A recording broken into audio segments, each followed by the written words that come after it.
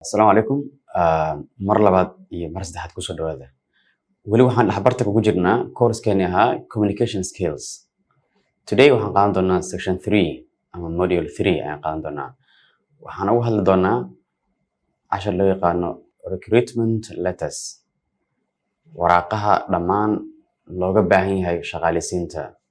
Hadday noqon lahayd dadka wax shaqaaleysiiyo iyo hadday noqon lahayd kuwa la shaqaaleysiiyaba. Sidaan ognahay shaqooyinka inta badan waxay u baahnaan doonaan process aad u dheer laga soo bilaabo in shaqo la soo haysiiyo, in qofka CV soo qoro, in qofka interview lala yeesho, shaqadii loo soo bandhigo, job descriptions iyo waxyaabo noocaas oo kale ah. So this is very important. Dadka shaqadoonka iyo dadka loo shaqeeyaashaba aad ayay u anfici doonaan. So let's go in depth. Intaan ku jirno cashirka waxaan isla fiirin doonaa dhammaan waraaqahaas oo dhan sida loo qoro mid mid annaga oo la faro guri doono. Mid walba ayada ka midana sample aan ka fiirin doonaa sida meeshan ka muuqato. Introduction guud aan ka qaadan doonaa waraaqaha ugu muhiimsan iyo processka iyo sida u kala horeeyaan. Sidoo kale laga soo bilaabo advertisement of the job, CV-ga iyo cover letter sida loo qoro, invitation to interview and so on. Okay, bal aan iska bilaabana marka introduction to the recruitment letters. Sidaan ognahay waa waraaqo ay isdhaafsadaan labada qof. Qofka loo yaqaano job applicant. Job applicant waxaa la qofka shaqada soo xareysanaya ee shaqadoonka ah ee rajeynaya inuu shaqadaas ku guuleysto. And an employer iyo qofka bosska ah ee raba inuu dadka kala doorto midka ku habboon company-giisa. Sababta ugu weyn oo u marsiinayo processkaas waxay tahay inuu ku ogaado kaliya the right person, qofka fitka ku ah company-gaas ee ku habboon ayaa inta badan loo dan leeyahay markaa. So the purpose waa in they help both parties to convey essential informations.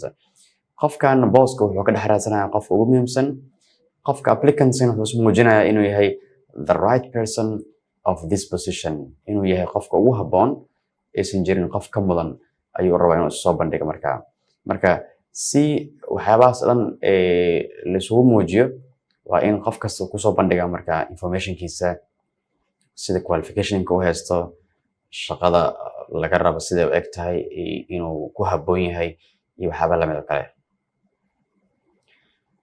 Halkan waxaan ku fiirin doonaa some key documents in the recruitment process.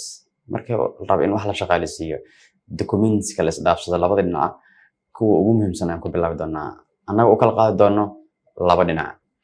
Before hiring decision, intaan go'aanka la gaarin in wax la shaqaaleysiiyo ka hor process aad u dheer la soo maraa jiro. Kadibna after over, qofka marka loo soo bandhigo shaqadane process ka bilaabanaya shaqada in loo soo bandhigo, inuu qofkan aqbalo, in contract saxiixo iyo waxyaabahaas kale. Marka taas la fiirino waxaan ku bilaabi doonaa before hiring decision. Intaan go'aanka la gaarin ka hor shaqaaleysiinta xagee ka soo bilaabataa. Annaga wali u fiirin doono mid u fiirin doono. First waxaan ku bilaabi doonaa job advertisement. In marka uu horeyso company-ga positionka ka bannaan yahay inuu sameeyo advertisement, inuu soo haysiyo positionka uu dhaho waxaa naga bannaan hal qof waxaan raadinaynaa oo marketing officer, qof waxaan raadinaynaa software developer, waxyaabahaas kale ayna kusoo bandhigaan platformyada ugu caansan ee wax lagu soo bandhigo. Kadibna qofka laga codsado inuu soo qoro waraaqaha ugu muhiimsan uguna caansan oo kale ah CV iyo application letter ama cover letter wax loo yaqaano ayaa badanaa laga codsadaa. Way jiri karaan company qaar u baahan waraaqa inta ka badan, laakiin kuwa ugu caansan ku bilaabi doonaa.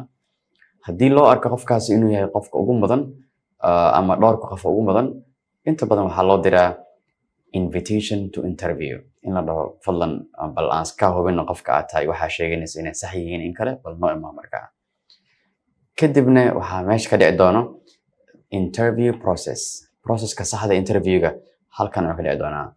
Waxaan u calaameynay next chapter ama next module waxaan rabnaa inaan uga sheekeyno oo keliya the interview process, sidee interviewga u dhacaa, maxaa la iskaga baahan yahay, marka asagana si detail xaggaasaan ku arki doonaa insha Allah.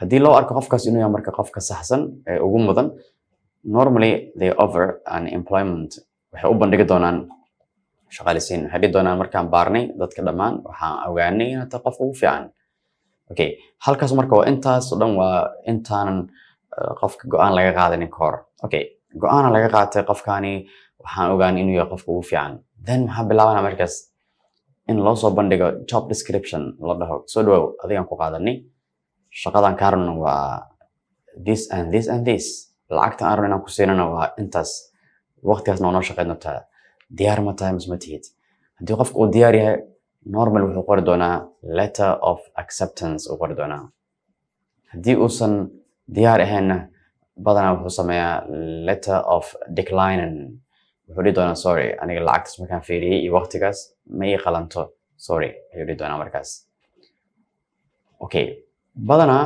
shaqooyinka qofka ma joogi doono noloshiisa oo dhan waxaa dhici karta for any reason in uu shaqadaas qofkaas inuu ka taga laga yaabaa so marka laga tagayo naftirkeeda waxay u baahan tahay warqad oo loo yaqaano letter of resignation you have to resign warqada qoraysaa leedahay waa muddadii dheereed aan isla joognay waxaan jeclaystay inaan idiin sheego inaan ka tegi doono bisha dambe waxyaaba noocaas kale ah so waraaqahaas oo dhan marka waxay noqon doonaan waraaqaha ugu muhiimsan ee la marsiiyo dadka meel uun ka shaqeeyo ama dadka loo shaqeeyo ee dhammaantood ay soo mari doonaan so let's see in detail one by one